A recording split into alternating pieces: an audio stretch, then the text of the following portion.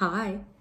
So today I just wanted to share a little bit of my takeaways from the Harry and Meghan Oprah interview from this past weekend. That was phenomenal, unprecedented, explosive, all that stuff. So my first takeaway was I was a little surprised when Meg said that she had never Googled Harry.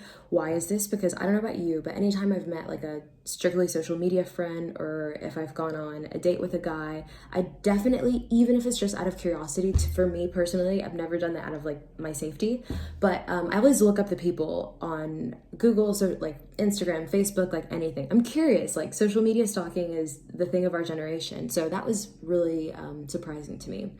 Another thing is when she mentioned she didn't really know a lot about the family going into it. And then she started talking about her experience while she was living in England, trying to do the thing. I believe her.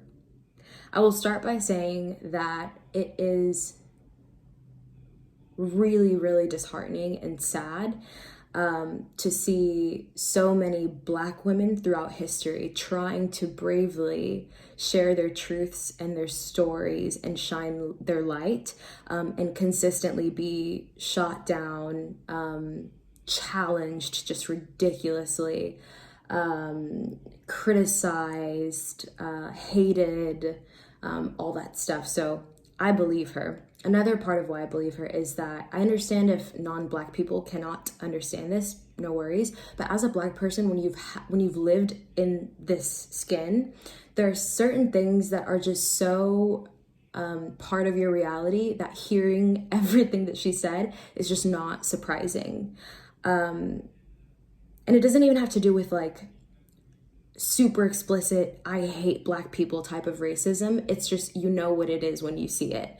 So I can't imagine the energy that it took for her trying to share these things while she was like, while she was in England, trying to make people believe her.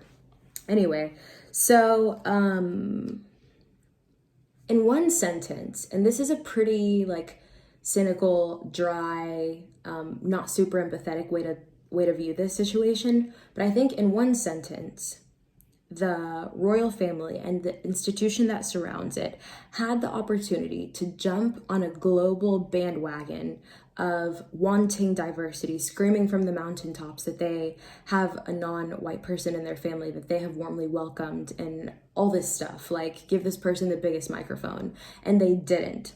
Why they didn't do it is just completely beyond me. On the most basic level, it's good for optics and good for business. And on a much more meaningful level, it's family. Like it's a new member of their family, and they chose not to. And then the whole conversation about race. Meghan, as a mom, formed assumptions based off of information that was given. The thing is, people are really busy right now saying, oh no, like one thing had nothing to do with the other. The security and the conversation, the security and title and the conversations about his skin tone were completely different. Like, yeah, one's racist, but one's not. The thing is, had I been in her shoes, had I been a mom, and I'm like, the only non-complete white person to exist in this family is also not, when he could have, not being granted a title. Weird. I would have put two and two together, especially looking through the lens of my own experience. But here's my thing. Even if it had nothing to do with each other, as an outsider, as the royal family with endless resources, I would have hired somebody to look and be like, this doesn't look good.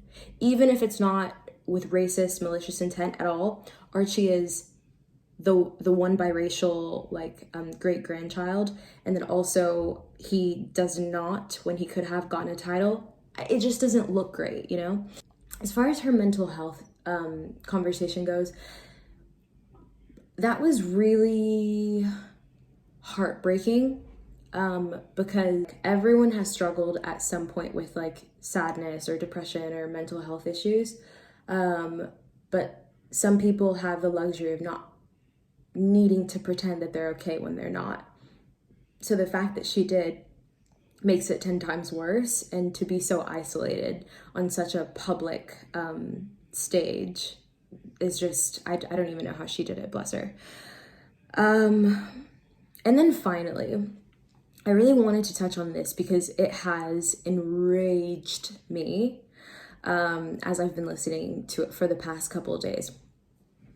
So, I've noticed that a lot of the non-Black British journalism and reporters have shifted their energy from trying to put themselves in her shoes, empathize with her situation and experience, and trying to perhaps envision a parallel universe in which maybe she was telling the truth.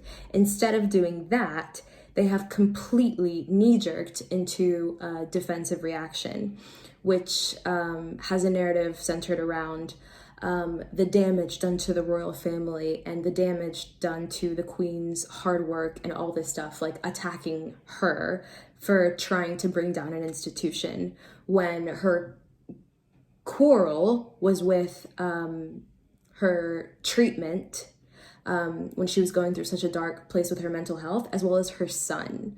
So, and I'm just like, this is why it's so difficult for Black people to talk to non-Black people about race, because it's immediately, oh, no. Invalidate your experience or question it or challenge it.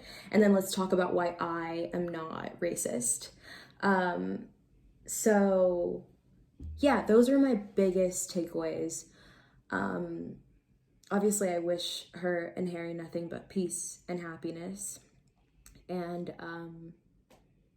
but I am looking forward to see how this changes, if at all, the behavior of like the royal institution and family.